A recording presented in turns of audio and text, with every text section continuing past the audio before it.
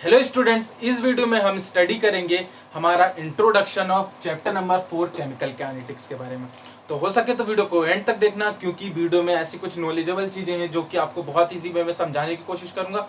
और आप एक बार ये कॉन्सेप्ट को समझ गए तो आप कभी भी इस कॉन्सेप्ट को भूलेंगे नहीं, और ये बहुत ही हेल्पफुल होने वाला है। वीडियो में आगे बढ़ने से पहले आपको ये पता होना चाहिए कि जो ये लिखा हुआ है केमिकल काइनेटिक्स, ये चैप्टर है, ठीक है। तो इसका मतलब क्या होता है, केमिकल काइनेटिक्स का मतलब क्या होता है? ये केमिस्ट्री की एक ऐसी ब्रांच है जिसके अंदर हम किसके बारे में स्टडी करते हैं, उसके रेट ऑफ रिएक्शन के बारे में स्टडी करते हैं और रिएक्शंस के मैकेनिज्म के बारे में स्टडी करते हैं।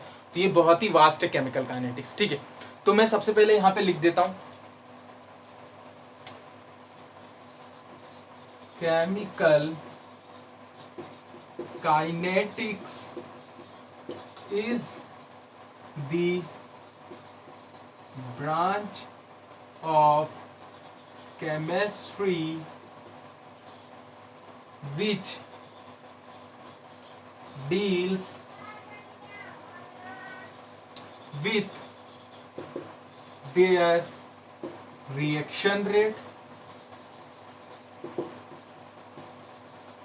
and reaction mechanism, ठीक है।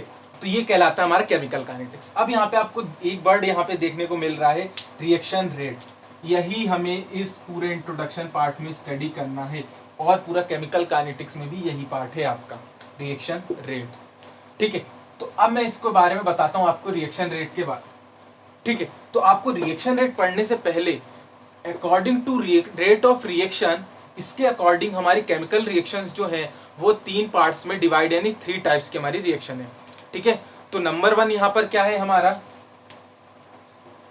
इंस्टेंटेनियस रिएक्शन, ठीक है। अब इंस्टेंटेनियस रिएक्शन क्या होती है? तो इंस्टेंटेनियस रिएक्शन उस रिएक्शन को कहते हैं जो कि रिएक्शन बहुत ही ज्यादा फास्ट होती है। मतलब जैसे ही हमने दो रिएक्टेंट को मिलाया, ए प्लस बी को मिलाया, तो हमें बहुत जल्दी, मतलब तुरंत ही हमें प्रोडक्ट मिल जाएगा। तो इसका एग्जांपल क्या है, AgNO3 प्लस NaCl, ठीक है। तो प्रोडक्ट हमारा क्या बनेगा, AgCl प्लस NaNO3, ठीक है। तो ये बहुत ही फास्ट रिएक्शन होती है। ये जैसे ही हम इन दोनों को, रिएक्टेंट 1 और रिएक्टेंट 2 को, हमें प्रोडक्ट मिल जाता है। जैसे ही हम दोनों रिएक्टेंट को मिलाते हैं हमें प्रोडक्ट मिल जाता है। अब इसके बाद यहाँ पर हमारी सेकेंड टाइप की रिएक्शन क्या होती है, आप देखिए, इसको मैं रफ कर देता हूँ, और आपको इसी चीज के बारे में स्टडी करना है, ज्यादा से ज्यादा मैं यहाँ लिख देता हूँ, रिएक्शन रेट, ठीक है। इसको रफ कर देते हैं। अब देखते हैं हमारी सेकेंड टाइप की रिएक्शन। सेकेंड टाइप में क्या है हमारा, एक्सट्रीमली स्लो रिएक्शन।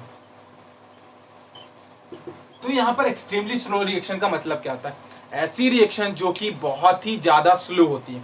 अब ये कौन सी रिएक्शन बहुत ज्यादा स्लो होती है, जैसे कि मैं बताऊं तो आपका सबसे पहला क्या होता है, कोरोजन कह सकते हैं, और कह सकते हैं रस्टिंग ऑफ आयरन, ठीक है। तो ये हमारी बहुत ज्यादा स्लो रिएक्शन का एग्जांपल है, ठीक है। अब इसके बाद आती है हमारी थर्ड नंबर की रिएक्शन, आपको पता ही है, उसको आप मीडियम रिएक्शन कह सकते हैं, या फिर यहां पर कहा जाता है मॉडरेट रिएक्शन, ठीक है। तो हमारी थर्ड नंबर की रिएक्शन क्या है, मॉडरेट रिएक्शन, ठीक है। अब मैं यहाँ पे मॉडरेट रिएक्शन का आपको एक एग्जांपल बताता हूँ। मॉडरेट रिएक्शन का यहाँ पर एग्जांपल क्या है हमारा, हाइड्रोजन परऑक्साइड, ठीक है। तो यहाँ पर इसका डिकम्पोजिशन होता है, तो ये किस में कन्वर्ट होता है, वाटर में प्लस O2 में, ठीक है। अब अगर हम इसको बैलेंस करेंगे तो क्या होगा, आप देखिए, यहाँ पर 3 वाटर के मॉलिक्यूल हो गए, यहाँ पे 2 ही है, तो यहाँ पे 2 लगा देते हैं। अब देखिए क्या हो गया, 2 2 जब 4 हो गए, यहाँ पे भी 2 कर देते हैं, तो कितना हो गया, 2 और 2 4, और H2O 4H2O, ये 4। तो ये हमने बैलेंस कर लिया। तो ये हमारी क्या है, मॉडरेट रिएक्शन है, ठीक है। तो ये मैंने आपको बताया कि 3 तरीके की हमारी रिएक्शन होती है अकॉर्डिंग टू रिएक्शन रेट के अकॉर्डिंग। ठीक है, अब हम आते हैं हमारे रिएक्शन रेट पे। यहाँ पर ये चीज आपको समझना बहुत ही ज्यादा जरूरी है, तो मैं इसको पहले रफ करता हूँ और फिर बताता हूँ कि क्या होता है। आपने इसका स्क्रीनशॉट ले लिया होगा आई होप। ठीक है, देखिए आप बहुत ही ज्यादा समझने की आपकी कोशिश और ध्यान से समझना इसको। सबसे पहले मैं करता हूँ क्या, एक रिएक्टेंट ले लेता हूँ। ये देखिए मैंने रिएक्टेंट लिया और हमारा ये प्रोडक्ट बन रहा है। ठीक है, मैंने रिएक्टेंट को ए बी से सपोज कर लिया और सी को प्रोडक्ट से सपोज कर लिया। तो आप यहाँ पे एक चीज नोटिस करते हैं या फिर आप देखते ही हैं कि जब रिएक्शन होती है तो समझ लीजिए कि आपने दो यहाँ पर क्या लिए रिएक्टेंट है, ये हमारा ए हो गया और ये बी हो गया। तो जब ये दोनों आपस में रिएक्ट करते हैं तो हमारा सी बनता है। तो जब सी बनता है तो देखते हैं कि आप जो हमारा रिएक्टेंट है वो क्या होता है, डिक्रीज होता जाता है, मतलब कि कम होता है। ठीक है, और इंक्रीज क्या होता है हमारा प्रोडक्ट। तो क्या हो रहा है यहाँ पे, डिक्रीज इन रिएक्टेंट कंसंट्रेशन और इंक्रीज इन प्रोडक्ट कंसंट्रेशन। ठीक है, अभी मैंने आपको ये चीज बताई, अब इसके बाद हम इसकी डेफिनेशन देखते हैं, किसकी रिएक्शन रेट की, आपको क्लियर हो जाएगा कि ये चीज मैंने क्यों बताई। तो रिएक्शन रेट की डेफिनेशन क्या होती है देखते हैं। सबसे पहले हम the rate of chemical reaction is the change in their molar concentration of the species taking part in a reaction per unit time। ये जो चीजें मैंने बताई आपको इसलिए बताई कि आप इसकी डेफिनेशन अपने आप बिल्ड कर सकें, अपने आप बना सकें। ठीक है, तो आप देखिए कि जो यहाँ पर केमिकल रिएक्शन का रेट होता है वो क्या होता है, change in their molar concentration. अब यहाँ पर दोनों केसेस में अलग बात होगी, अगर मैं रिएक्टेंट की बात करूंगा तो अलग होगी और प्रोडक्ट की बात करूंगा तो अलग होगी। तो मैं सबसे पहले रिएक्शन रेट की डेफिनेशन क्या होगी रिएक्टेंट के लिए, लिखता हूं मैं रिएक्शन रेट। ठीक है, ये मैं किसके लिए लिख रहा हूं, आपके रिएक्टेंट के लिए। तो यहां पे क्या होगा, decreases in concentration of reactant और नीचे क्या होगा, टाइम, या फिर हो सकता है change in time. Reaction rate किसके लिए लिखी मैंने, रिएक्टेंट के लिए। अब मैं अगर रिएक्शन रेट लिखूं किसके लिए, हमारे प्रोडक्ट के लिए, देखते हैं रिएक्शन रेट। ठीक है, तो क्या होगी प्रोडक्ट के लिए, इंक्रीज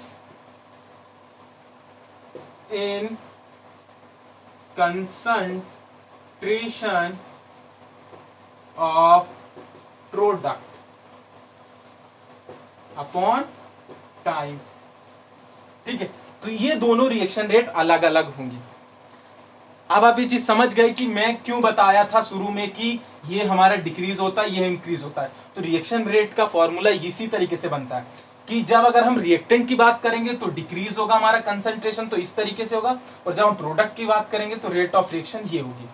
अब मैं यहाँ पर इसकी जो इक्वेशन बार बार हम यूज करते हैं, ठीक है, रिएक्शन रेट की, तो वो किस तरीके से बनती है वो मैं आपको बताता हूँ। तो मैं इस चीज को रफ कर देता हूँ, आप इसका स्क्रीनशॉट ले लीजिए। ठीक है, तो सबसे पहले यहाँ पर आप देखिए हमारा रिएक्टेंट होता है और एक प्रोडक्ट होता है, समझिए इस कॉन्सेप्ट को।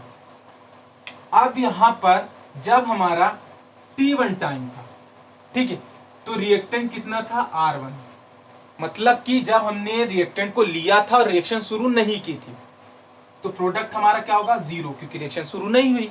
अब हमारा T2 टाइम पर, ठीक है, रिएक्टेंट क्या हो जाएगा R2 और प्रोडक्ट P। अब ऐसा क्यों, ऐसा इसलिए क्योंकि जब रिएक्शन को हमने शुरू कर दिया था तो क्या हुआ कि रिएक्शन को शुरू होने के बाद हमारा रिएक्टेंट के कंसंट्रेशन में कुछ चेंज आया, वही चीज मैंने उसको R2 से डिनोट कर दी।